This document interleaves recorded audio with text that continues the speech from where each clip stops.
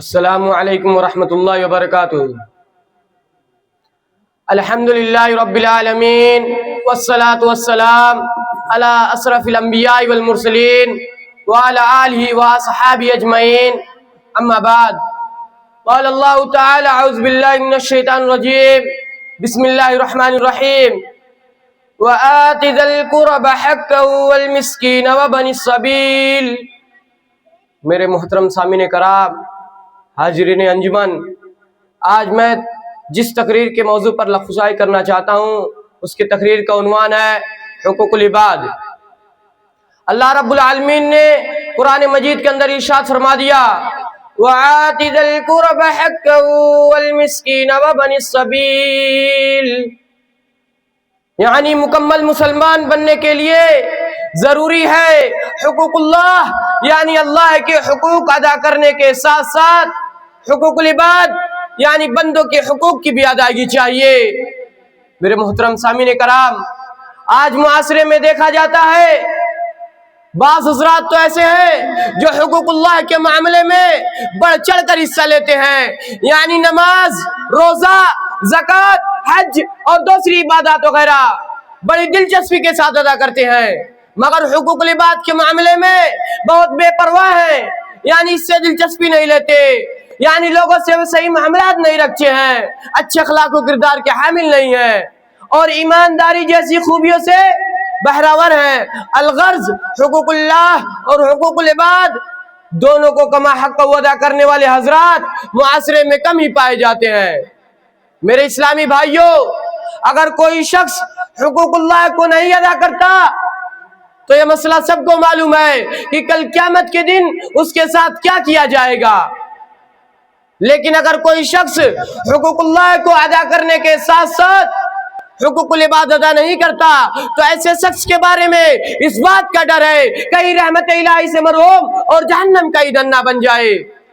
ایک واقعہ سنیں اور غور کیجئے، صحیح مسلم کی روایت جس کے راوی ابو ہریرہ رضی اللہ عنہ بیان کرتے ہیں کہ رسول اللہ صلی اللہ علیہ وسلم نے صحابہ کرام رضی اللہ عنہ سے پوچھا، تم جانتے ہو مفلس کون ہے؟ صحابہ کرام نے جواب دیا، اللہ کے رسول، مفلس وہ شخص ہے جس کے پاس درہم اور مال و متاع نہ ہو۔ تو آپ صلی اللہ علیہ وسلم نے فرمایا، نہیں، بلکہ میری امت کا مفلس شخص وہ ہوگا جو قیامت کے دن بارگاہ الہی میں حاضر ہوگا، دنیا میں وہ نمازیں پڑھتا رہا ہوگا، روزے رکھتا رہا ہوگا، صدقہ و خیرات کرتا رہا ہوگا، لیکن اس کے ساتھ ساتھ کسی کو گالی دی ہوگی، کسی پر بہتان باندھا ہوگا، کسی کا مال کھایا ہوگا، کسی کے زمینوں پر ناجائز قبضہ کی ہوگی، یا حرام و حلال کی تمیز نہ کی ہوگی۔ میرے محترم سامعین کرام، یا کسی کو مارا پیٹا ہوگا، یا کسی کا خون بہایا ہوگا۔ اللہ تعالیٰ کہتا ہے یہ سب مظلومین بارگاہ الہی میں حاضر ہوں گے اور اس کے خلاف مقدمہ دائر کریں گے، چنانچہ اللہ کے حکم سے اس کی نیکیاں ان میں تقسیم کر دی جائیں گی، یہاں تک کہ اس کی نیکیاں ختم ہو جائیں گے، لیکن اس کے ذمے ابھی بھی دوسروں کے حقوق باقی رہ جائیں گے، تو مظلومین کی گناہ کو اس کے خاتے میں ڈال دیا جائے گا، یوں اس کے عمل کا رجسٹر نیکیوں سے خالی ہو جائے گا، اب اس کے پاس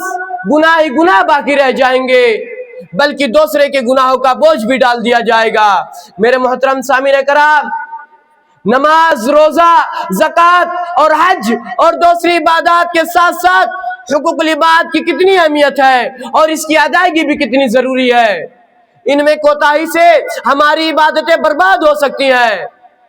اب آئے دیکھیں ہمارے اوپر ایک مسلمان ہونے کے ناطے دوسروں پر کیا حقوق ہیں۔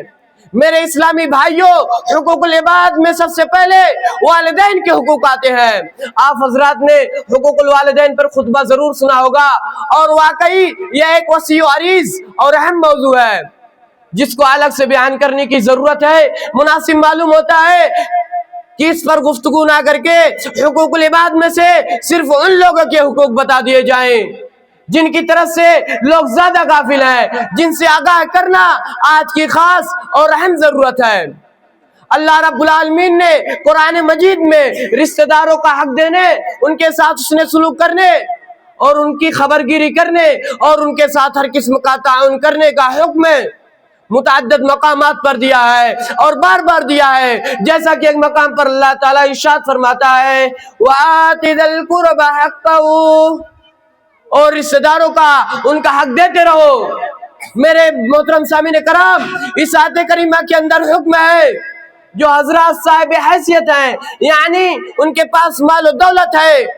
اور ان کے رشتہ دار غریب ہیں، تو وہ ان کا تعاون کرے اور مدد کرے، اور مدد کر کے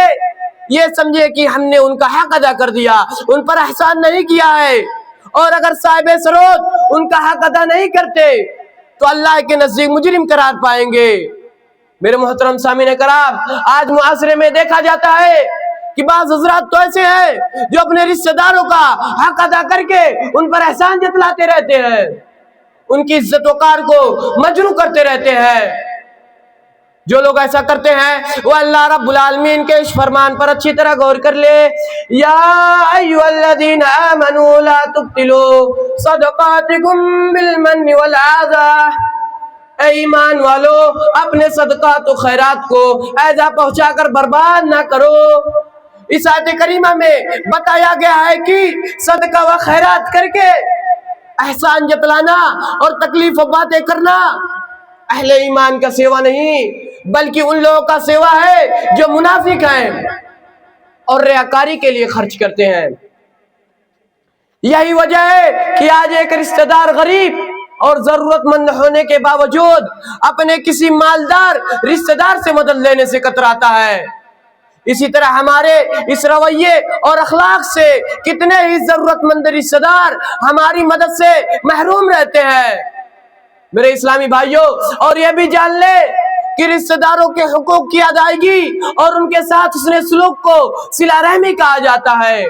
ایک حدیث سنے جس میں اللہ کے رسول اللہ صلی اللہ علیہ وسلم نے رشتہ داروں کا حق دینے، رشتہ داروں کا مدد کرنے کا دگنا اجر بتایا گیا ہے۔ اللہ کے رسول اللہ صلی اللہ علیہ وسلم کا ارشاد ہے الصدقۃ علی مسکین صدقۃ وہی علی ذی الرحیم سنتان وصدقۃ، کسی مسکین پر صدقہ کرنا ایک نیکی اور رشتہ دار پر صدقہ کرنا دو نیکی، ایک صدقہ ایک صلہ رحمی۔ ایک دوسری حدیث میں اللہ کے رسول اللہ صلی اللہ علیہ وسلم ارشاد فرماتے ہیں کہ میمونہ رضی اللہ عنہا نے اپنی ایک لوڈی آزاد کر دی اور رسول اللہ صلی اللہ علیہ وسلم سے اس کا ذکر کیا تو آپ نے فرمایا اما انکی لو آتیتها اخوالکی کان اعظم لاجرک، اگر تو یہ لوڈی اپنے ماموں کو دے دیتی تو تیرے لیے زیادہ اجر کا باعث ہوتا۔ میرے محترم سامعین کرام، نماز، روزہ، زکوٰۃ اور دوسری عبادات کے اہتمام کے ساتھ ضرورت اس بات کی ہے کہ اپنے خاندان کے ضرورت مندوں کی مدد اس طرح کی جائے کہ ان کی ضرورت بھی پوری ہو جائے اور ان کا وقار بھی مجروح نہ ہو۔ مثلا کوئی مریض علاج کرنے سے قاصر ہو تو اس کے علاج و معالجہ کا انتظام کرے، کسی گھر میں جوان بچے بچیاں ہو تو ان کے شادیوں میں مدد کرے، کاروباری مشکلات میں مبتلا شخص کا تعاون کر کے ان کو اپنے پیروں پر کھڑا کر دے۔ یہ نہیں ہونا چاہیے کہ کسی رشتہ دار سے ایک یا دو بات ہو گئی تو رشتہ ناتا ختم کر لے، بات چیت کرنا بند کر لے، یا رشتہ دار غریب ہے تو مدد کرنا بند کر دے۔ نہیں، حتیٰ کہ اگر رشتہ دار بدسلوکی کرے، بدحیائی کرے، بدتمیزی کرے تو ان سے درگزر کرتے ہوئے حسن سلوک کیا جائے، کیونکہ حدیث میں حسن سلوکی کرنے کا حکم ہے۔ اگر کوئی رشتہ داری توڑتا ہے تو رشتے کو توڑنے نہیں دینا چاہیے، کیونکہ سچا صلہ رحمی کرنے والا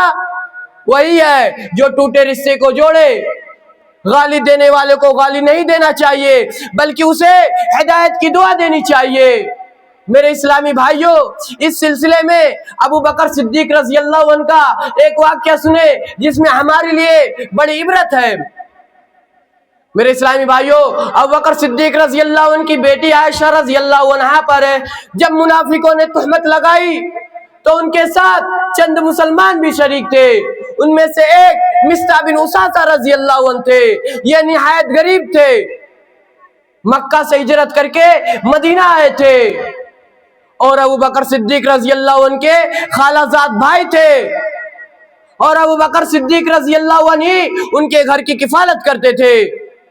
جب ابو بکر صدیق رضی اللہ عنہ کو معلوم ہوا کہ ان کی بیٹی عائشہ رضی اللہ عنہ کو بدنام کرنے کی سازش میں مستح رضی اللہ عنہ بھی ہے تو انہیں سخت تکلیف پہنچے،